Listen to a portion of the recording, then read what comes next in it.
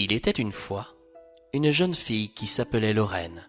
Son père était forgeron à Mélona et sa mère s'occupait du fourneau et du jardin de leur maison. Lors de sa naissance, les jeunes parents furent bien ennuyés pour baptiser leur enfant. Ils n'avaient pas d'amis ni de famille, d'un côté comme de l'autre. Enfin, si, il y avait la grand-mère paternelle qui ne voyait pas du tout cette union d'un bon œil. Ne trouvant pas un parrain ou une marraine, ils décidèrent de ne pas baptiser leur enfant. Ils savaient que cela allait causer de terribles malheurs, mais comment faire? Un matin de printemps, lorsque Lorraine commença à faire ses premiers pas dans le jardin, une petite fée arriva et se posa sur sa petite main. « Seuls les enfants peuvent nous voir, car leur âme demeure innocente et pure, » déclara la petite créature.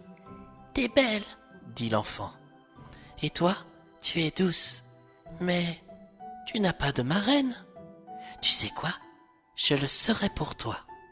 Quand tu seras jeune, tu vas vivre de dures journées. Ne t'inquiète pas, je vais t'offrir cette possibilité de toujours nous voir. Et pour t'aider, je te donne ce crayon que personne ne peut distinguer. » « Ah oui? »« Oui, il est magique. Personne ne pourra t'en séparer. Même si tu le perds, il retournera automatiquement dans ta poche. Ce crayon te permettra d'écrire les plus belles histoires de Britannia, de partager tes joies ou d'évacuer tes peines. Quand tu écriras du noir, cela indiquera que tu seras triste et il faudra brûler le papier pour évacuer les douleurs de ton âme. Le vert symbolisera les histoires en rapport avec l'espoir et la nature. Le rouge mettra en valeur les moments de passion. Quant au bleu, il exprimera les joies qui te rappelleront des souvenirs qui feront ce que tu deviendras. Arrivée à l'âge de ses 16 ans, Lorraine connut de grands malheurs. Sa mère mourut d'une maladie dont on ignorait la cause, et son père, ne supportant pas la perte de sa femme, partit à son tour quelques semaines plus tard. Se retrouvant orpheline, Lorraine aurait pu décider d'aller construire sa propre vie à son tour. Mais hélas, sa grand-mère paternelle arriva et se présenta. Au départ, elle se fit gentille et pleine d'intentions à l'égard de la jeune fille. Lorraine décida alors de s'installer chez elle. Lorsque cela fut fait, la grand-mère changea totalement d'attitude et se révéla sous sa véritable nature. Elle l'enferma dans une pièce où était placé un rouet et lui ordonna de filer du lin. Ne sachant pas comment faire, la jeune fille préféra écrire avec son crayon venant de la vallée des fées. Bien sûr, elle n'écrivait pas sur les murs ou le sol. À l'instant où une histoire lui venait en tête, un papier se posait dans sa main, et il ne lui restait plus qu'à rédiger le récit qu'elle imaginait. La grand-mère, ne supportant pas son attitude, lui prit son crayon et le balança dans le feu de la cheminée au grand désespoir de Lorraine. Au bout de quelques jours, elle retourna voir sa petite fille, et celle-ci n'avait pas du tout filé le moindre centimètre de lin et préféra se laisser mourir. « Si tu crois que c'est en te laissant mourir que je vais avoir pitié de toi, tu te trompes. Au contraire, je sais ce que je vais faire pour que tu puisses te bouger les melons. » Lorraine ignorait que sa grand-mère était une sorcière. Quand elle la vit l'attacher de force à des menottes qui apparurent soudainement du plafond de la pièce, elle s'inquiéta. La jeune fille ne pouvait se débattre, car c'étaient des forces invisibles qui l'attachaient en lui mettant les bras en l'air. La grand-mère fit apparaître un gobelin et lui donna un fouet pour qu'il puisse lui saigner son dos. À l'extérieur, on entendit la jeune fille hurler de terreur. Un carrosse passait au même moment où à l'intérieur se trouvait la reine de Guirikia.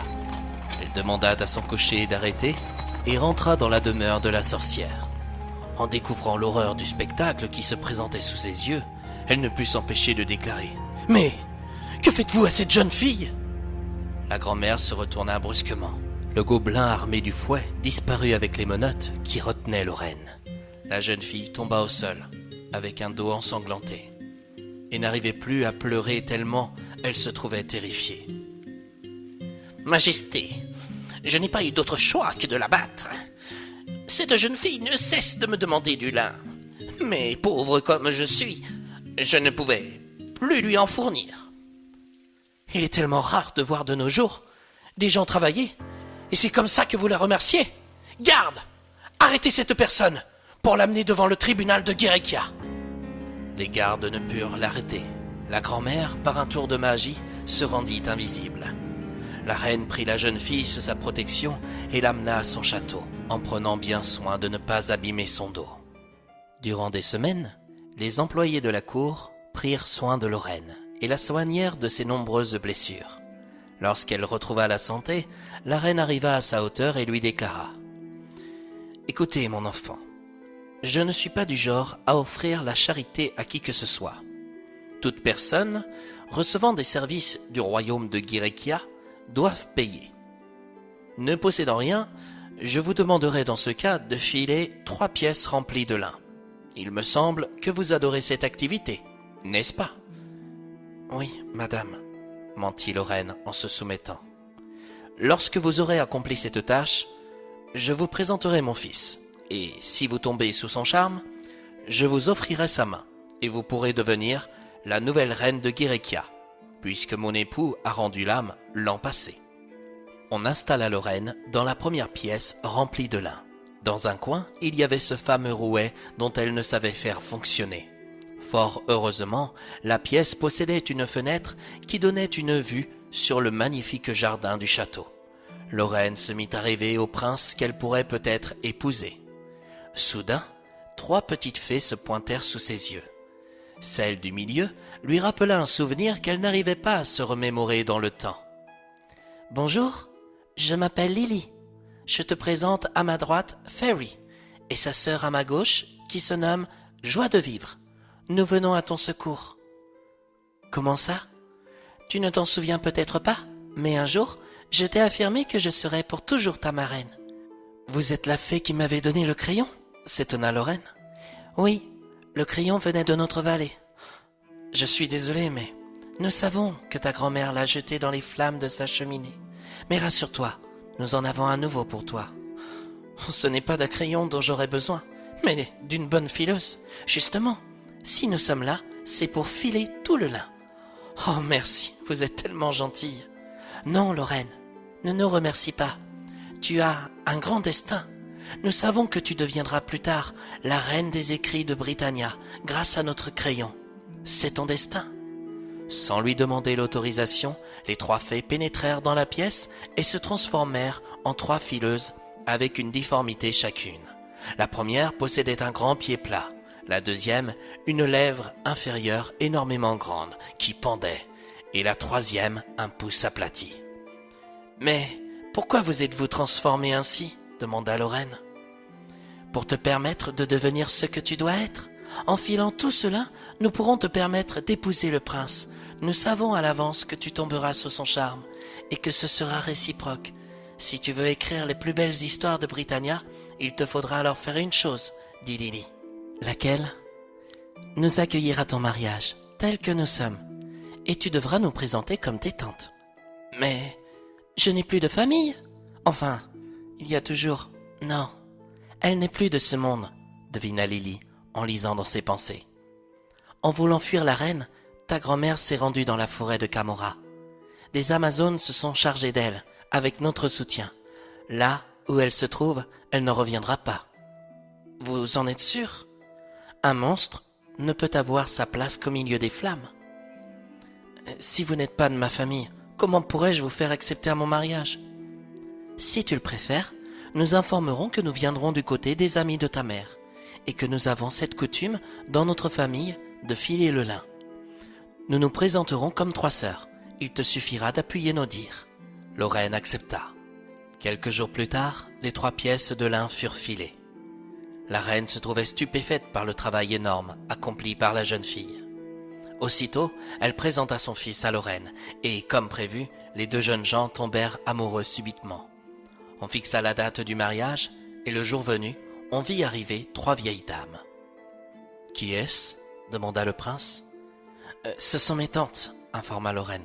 « Il me semblait que vous n'aviez plus de famille » observa le prince. « En effet, mais je les considère ainsi. Ce sont des amis à ma maman. Ces 3 personnes ont fait beaucoup de bien dans leur vie. C'est pour ça que je leur ai dit de venir. Elles m'ont beaucoup aidé lorsque j'étais petite. Et m'ont ainsi formé à filer du lin. En voyant les 3 vieilles dames avancer, le prince fit une drôle de mine et dit à sa future femme: « Entre nous, votre mère possédait des amis assez... laides, devina Lorraine.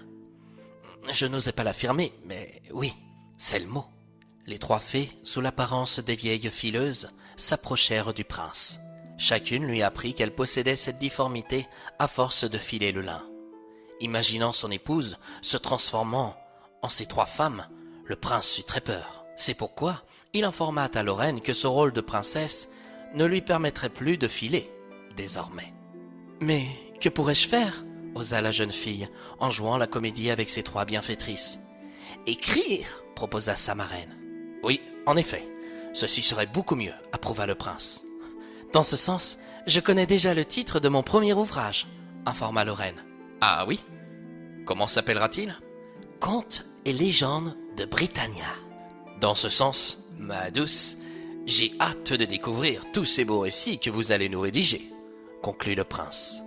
Et c'est ainsi que cette histoire se termine. Vous devinerez forcément qu'ils vécurent heureux et eurent de beaux enfants. Toutefois, il y a des messages importants à retenir dans ce récit. Le premier est de ne jamais forcer quelqu'un à être ce qu'il ne peut pas être, au risque de le voir périr. Le deuxième est qu'il n'y a aucun intérêt à demander plus que l'impossible, car la vie ne vous a point été offerte pour faire souffrir. Et le dernier, qui demeure le plus important de tous, c'est de ne pas juger une personne sur son apparence ou sur ses paroles, mais sur ses actes. Il n'y a rien de plus dramatique que d'être considéré pour ce qu'on n'est pas, et influencé par des peurs qui n'ont sans doute aucune raison d'être pour vous, mais plutôt pour votre adversaire.